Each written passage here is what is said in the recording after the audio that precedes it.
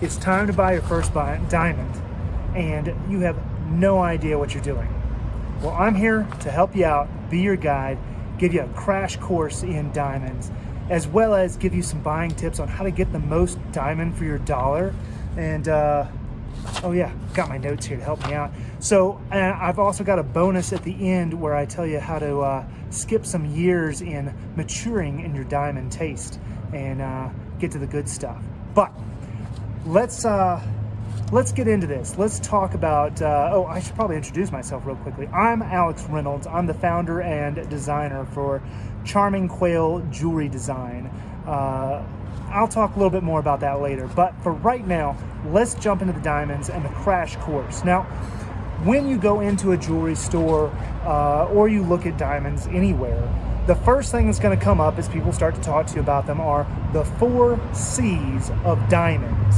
Now, when we talk about the 4 C's of diamonds, I want to talk about GIA, which is an organization that is, they're sort of the standard for diamond grading. That's GIA. They're kind of the standard for diamond grading. And they do a really great job of explaining a lot of the 4 C's. So I'm going to utilize some of their stuff to help explain to you how to understand diamonds and how they're graded and what to look for. So GIA does a great job. They've got an app that you can download to your phone or your tablet, just simply the GIA app. Or you can go to their website. They have a website all about the 4 C's, which is cleverly addressed as 4cs.gia.edu. Feel free to go ahead and pull that up while you watch the video. I've got some more information that they're not going to include that includes my experience working with customers, designing and delivering hundreds of wedding sets and custom jewelry pieces for collectors and things like that. So selling diamonds over and over again. I've got some extra information and experience to kind of color in the details a little bit more and give you a better idea of how to get the best diamond for your dollar. But feel free to pull up the GIA stuff alongside. I'm going to be pulling it up in this video so you can kind of watch and follow along as I explain. So, the 4 C's. The first thing I want to start off with is the cut of the diamond. Now, this one's probably not the most important one. First of all, is it a circle cut? Is it a square princess cut? Is it a pear cut or a marquee cut? There's a lot of different cuts you can get into, and that's sort of the basic cut of it, right? Diamonds versus gemstones will have different cuts, but we're really focusing in on diamonds here. The things I want to talk about are, so the mine cut versus the brilliant cut. Most of what you're going to find when you go out there are brilliant cut stones, and that's a great cut, and that's part of why I'm not real concerned about this part. Most of what you're going to find is a great cut. The mine cut is an interesting cut, not a good fit for everybody, but it is a classic cut. It has fewer facets, right? It is an older vintage cut. This is from back when all these stones were hand cut. So it had fewer facets. The newer brilliant cut has more sparkle because it has more facets. But if you're building a ring or you're buying a ring that has a classic style and you want that classic style, getting vintage mine cut stones is a really cool way to play up that vintage style. The brilliant cut, like I said, more facets, more sparkle, is more what you're going to find everywhere you go. There are some other cuts like the hearts and arrows cuts, which means like if you look at it under magnification, the way it reflects back, you'll see hearts and arrows in the reflection. It's not something I would pay extra for. If it tickles your fancy, it usually doesn't cost very much more to get that than get it. Great, not a big deal.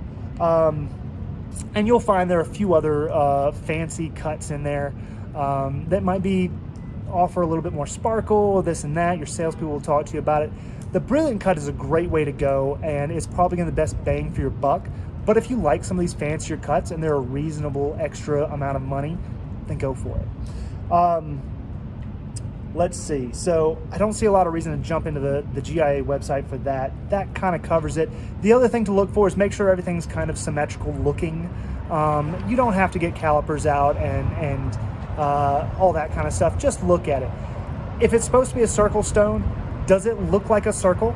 Or does it look kind of elongated and almost like it wants to be an oval, but it's not quite an oval?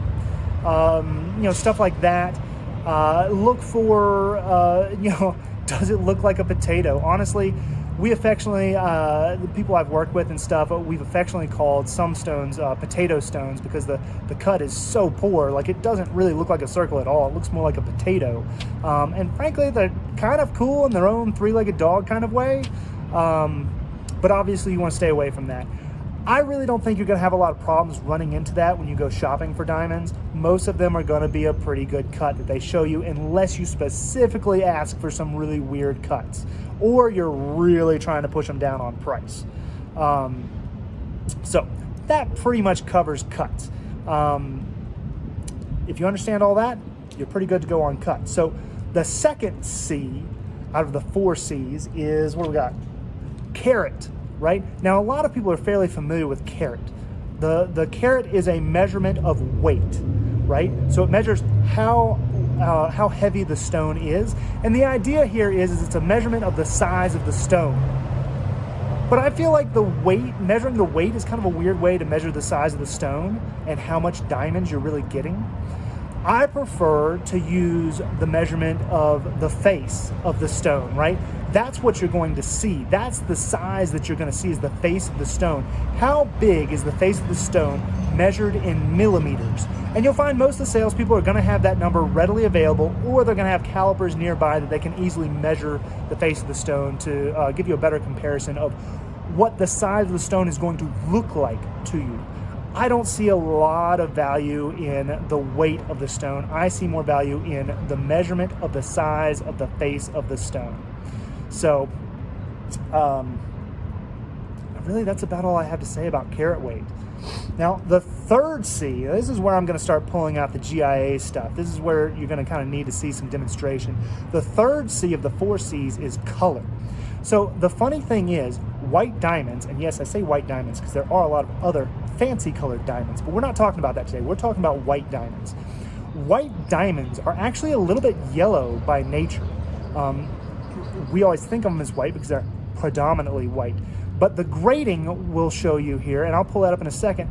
The grading, you'll see, the higher the grade, the more pure white it becomes. The lower the grading, the more of a yellowish tint it kind of gets. So let's flip over to that right now. So let's see, 4 C's, diamond color. Let's dive into the diamond color. I can get that to pull up here.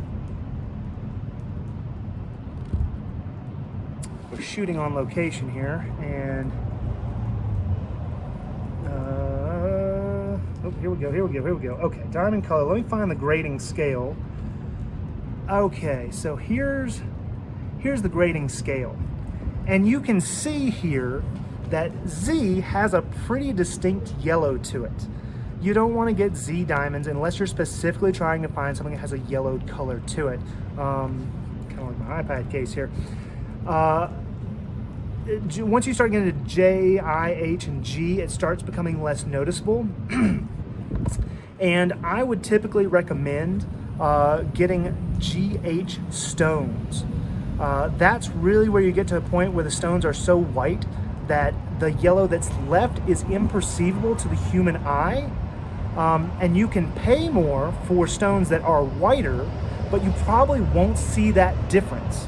And so GH tends to be that kind of value point in the range where you get really white appearing stones for the best price you can possibly get.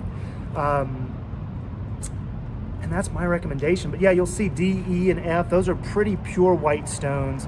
But now, so you see what I'm saying with the color there? So that's it.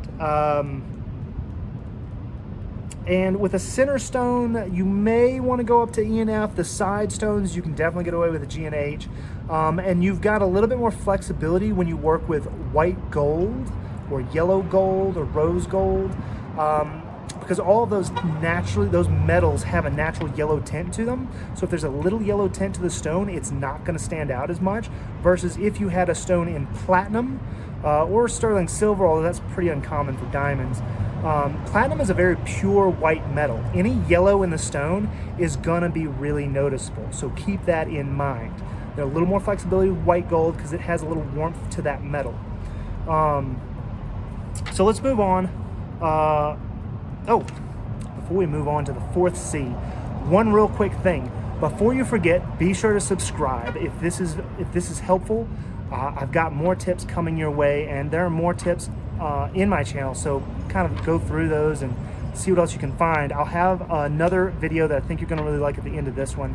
And quick note from our sponsor, Charming Quail Jewelry Design.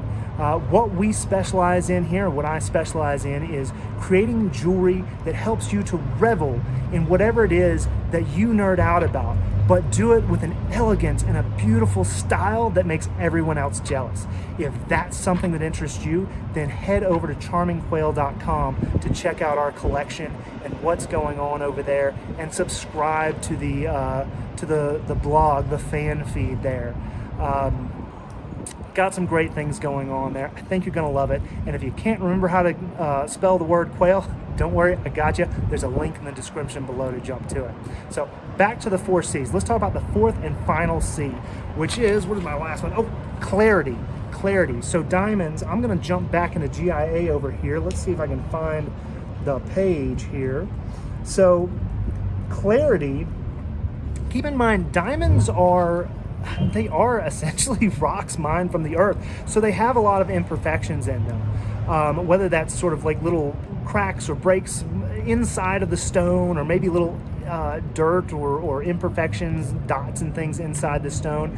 But depending on the grading, those may be more visible or less visible, right? So let's get to, here's our scale here. So the most visible is going to be I3. You're going to see a lot of inclusions in I3. Or you can go all the way up to the top of the scale where it is actually flawless. You're going to pay a lot of money for flawless. That's very expensive. But I can tell you the sweet spot in the middle here. Now, the sweet spot changes a little bit depending on the size of the stone. Now, you're going to hear your salesperson talk about melee stones. Those are stones that are like 3 millimeters and smaller. Usually that's when you're talking about having like a lot of little stones that kind of highlight a bunch of stuff. It's not your big center stone, right? Your big center stone is going to be 3 millimeters or larger. For the melee stones, you can get away with like SI1 and they'll be very clean looking to the eye. But you start getting to SI2, and while you won't see the little cracks and inclusions in there, what you will see, because it's such a small stone, you can't really see all that to the naked eye. What you will see is the stone's not going to sparkle as well, and it's going to start looking a little bit gray. And that, you don't want that, right? Once you get up to SI1, you're not going to see any of that. It's going to be clean to the eye. It's going to be bright white and sparkly and beautiful. And you can go ahead and get VS2s and VS1s and so on and so forth, but you're not likely to see and tell the difference between those and the SI1, right? So the SI1 is really your sweet spot for the best money. And if you move up to the larger stones, now the inclusions become a little bit more noticeable, and I would probably move up from SI1 to VS2 or VS1, right? And take a look at it, right? Look at it with your naked eye and see, can you see any of the inclusions in there? Look at it under a loupe, see if you can see them with the loupe. Now, that's not as important, but that might teach you what you're looking for with the naked eye, right? So, let's see. Those are my recommendations for the 4 C's and your crash course in diamond shopping. But here's my bonus tip here at the end. Now, I've been working in jewelry for years, and I have designed and delivered hundreds of custom wedding sets and custom pieces for collectors and things like that. And after seeing so many white diamonds, not all of them are white diamonds, a lot of them were gemstones and colored diamonds and so on and so forth, but after seeing white diamond after white diamond after white diamond, you start to find that it gets a little bit boring. It's the same thing over and over again. Now, if you're looking for something for your hopefully soon-to-be fiance, and they're not asking for something weird and unique, then you don't go down this don't go down this road. But if they do like weird and unique things, you know they've been looking at diamonds for a long time, or you're in the conversation with them. This may be something to talk about if they're kind of in that conversation and it's not a big secret. So I get tired of looking at the same perfect white diamonds all the time. What's interesting to look for, not necessarily something with more color, although not a bad route to go. My favorite thing to do is to look for diamonds that have very distinct and noticeable inclusions. Something that gives them personality, makes them a little different and unique. It makes them my diamond, right? People will pay good money to have their diamond graded and have a little inscription number written on the girdle of the stone. I mean, you can only see it under magnification, but with that number, you can identify that it is your stone. But why get a stone that you'd have to pay for all that when you could get a stone that has a very distinct inclusion in it and you know it's yours because it has personality to it? I don't know. What do you think? Tell me in the comments below if you think that's absolutely crazy and ridiculous or you're kind of into that. In the meantime, if this video has been very helpful to you, I think the next thing you're going to want to learn about is the difference between natural, synthetic, and simulant stones. And if that's something you want to learn about, which I think would be a good idea to learn before you go into the stores and go shopping, check out this video right here where I tell you all about that.